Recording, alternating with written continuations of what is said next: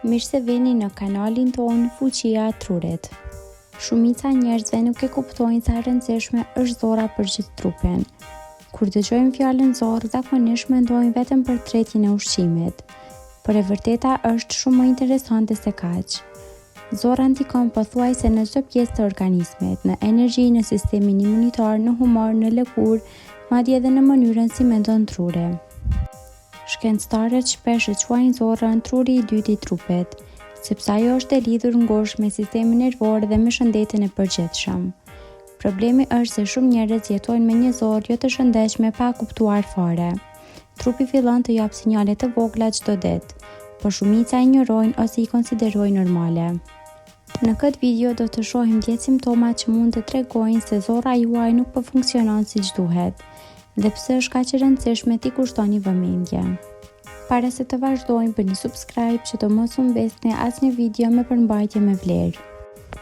Fryrje e shpeshtë e barkut. Një nga shenjat më të zakonshme të një zorre jo të shëndetshme është fryrja e vazhdueshme e barkut. Shumë njerëz ndihen të fryrë pothuajse çdo ditë, sidomos pas ngrënjes. Në fillim duket normale, por kur kjo ndodh vazhdimisht mund të tregojë se zorra nuk po tret ushqimin siç duhet. Kur bakteret në zorë janë jashtë ekuilibrit, krijohen më shumë gazra dhe tretja bëhet më e ngadalt. Si rezultat, barku fryhet dhe personi ndjen parahati gjatë gjithë ditës. Shumë njerëz mësohen me këtë ndjesi dhe mendojnë se është pjesë normale e jetës, por një zorë e shëndetshme nuk duhet të jetë vazhdimisht e fryrë. Kapsllëk ose diarre e shpeshtë. Zorra e shëndetshme ka ritëm normal. Kur ky ritëm prishet vazhdimisht, trupi po jep sinjal. Disa njerëz vuajnë nga kapsllëku për periudha të gjata, ndërsa të tjerë kanë diarre të shpeshtë pa arsye të qartë. Kur zorra nuk po funksionon mirë, ushqimi nuk përpunohet si duhet, bakteret e mira dobësohen dhe sistemi i tretës fillon të çrregullohet. Stresi, ushqimi i përpunuar dhe mungesa e fibrave janë ndër shkaqet më të zakonshme të problemeve me zorrën. Lodhje e vazhdueshme. Shumë njerëz nuk e lidhin lodhjen me shëndetin e zorrës, por ato janë të lidhura ngushtë. Një zorrë jo e shëndetshme nuk përthith vitamina dhe mineralet siç duhet. Kjo do të thotë se trupi nuk po merr energjinë që i nevojitet. Përveç kësaj, inflamacioni në zorrë mund ta mbajë organizmin në gjendje lodhje të vazhdueshme. Kjo është arsyeja pse disa njerëz ndihen të raskapitur edhe pasi kanë pjetur mjaftueshëm. Probleme me lëkurën. Lëkura shpesh pasqyron atë që po ndodh brenda zorrës. Aknet, skuqjet, ekzema ose irritimet e vazhdueshme të lëkurës mund të lidhen me inflamacion dhe baktere të këqija në zorrë. Kur zorra nuk funksionon mirë, toksina dhe inflamacioni ndikojnë në gjithë organizmin. Dhe lëkura është një nga vendet e para ku kjo duket. Shumë njerëz fokusohen vetëm te kremra dhe produktet kozmetike pa kuptuar se problemi mund të vijë nga sistemi i tretës. Dëshira të forta për sheqer.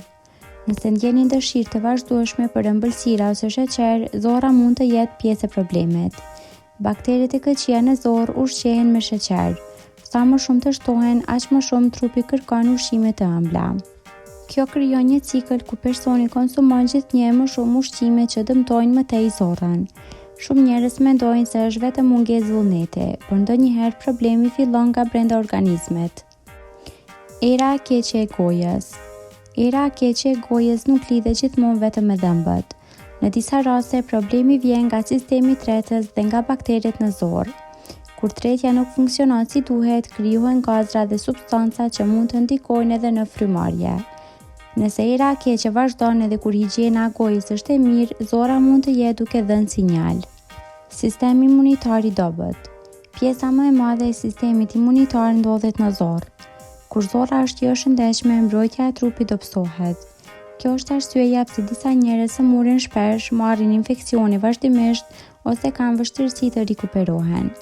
Një zorrë e shëndetshme ndihmon trupin të luftojë bakteret dhe viruset. Kur ekuilibri prishet, edhe sistemi imunitar fillon të dobësohet. Ndryshime në humor dhe ankth.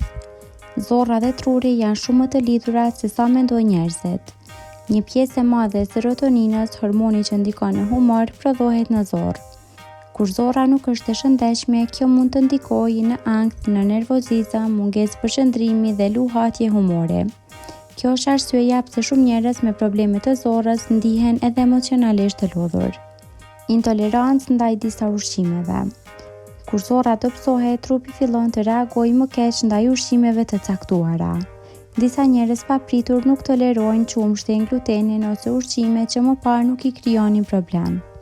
Kjo ndodh sepse zorra nuk arrin t'i përpunojë si duhet disa substanca. Si rezultat shfaqen fryrje, dhimbje barku, lodhje ose parahati pas ngrënjes. Mjegull truri dhe vështirësi në përqendrim. Një nga simptomat më të çuditshme të një zorre jo të shëndetshme është ajo që shumë njerëz e quajnë mjegull truri. Personi ndjen hutem, vështirësi për të përqendruar, harrecë ose ndjesi sikur truri nuk funksionon qartë.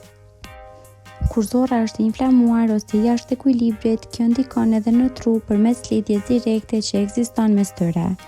Shumë njerëz nuk e kuptojnë që problemet me tretjen mund të ndikojnë edhe në mënyrën si mendojnë. Shëndeti i zorrës ndikon shumë më tepër se sa vetëm tretja e ushqimit. Ai ndikon në energji, në humor, në sistemin imunitar, në lëkurë dhe pothuajse në të gjithë organizmin. Problemi është se shumica e njerëzve jetojnë me simptoma të vazhdueshme dhe fillojnë t'i konsiderojnë normale.